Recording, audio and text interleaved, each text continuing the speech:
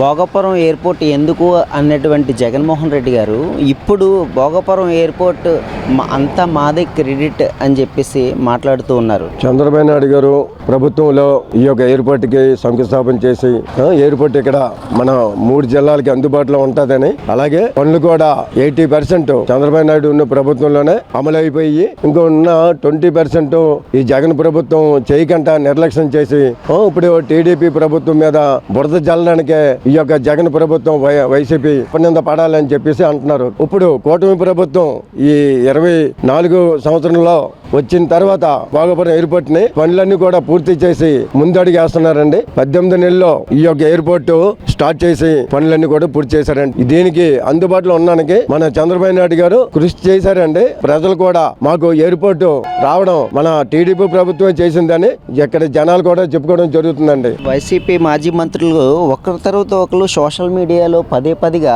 Bhogapuram airport మా వాళ్ళే వచ్చింది, మా జగన్మోహన్ రెడ్డి తీసుకొచ్చాడు అని చెప్పేసి మాట్లాడుతున్నారు కదా. ఇవన్నీ కూడా వైసీపీ ప్రభుత్వం ఏమో మంత్రులు తీసుకొచ్చారు అని చెప్పేసి బిల్డప్లు చెప్పుకోవడానికి కానండి, అదేం లేదండి. రైతుల దగ్గర భూసేకరణ అన్ని చేసి కూడా కృషి చేసి ముందుకి తీసుకురావడానికి కారణం టీడీపీ అండి. జగన్ ప్రభుత్వం ఎంపీలు తీసుకొచ్చారు, ఎమ్మెల్యేలు తీసుకొచ్చారు, ఇదంతా బోగస్ అండి. చదువుకున్న పిల్లల దగ్గర నుంచి రైతులు 60 సంవత్సరాల సిటిజన్ నాయకుల వరకు కూడా ఎవరు తీసుకొస్తున్నారు, ఎవరు ఉంటే డెవలప్మెంట్ చేస్తారు అనేది అందరికీ తెలుసండి. నాయకులు ఆంధ్రప్రదేశ్ ముఖ్యమంత్రి చంద్రబాబు నాయుడు గారు ఆధ్వర్యంలో, లోకేష్ ఆధ్వర్యంలో ఇవి జరుగుతున్నాయండి. అతను ఉన్నంత వరకు కూడా ఎవరు ఆపలేరండి ఈ ప్రభుత్వాన్ని. రాబోయే రోజుల్లో జగన్ కి ఆ 11 సీట్లు వచ్చాయి, ఇంకో రాబోయే రోజుల్లో 8 సీట్లు 10 సీట్లు కూడా రావడం కష్టం అండి.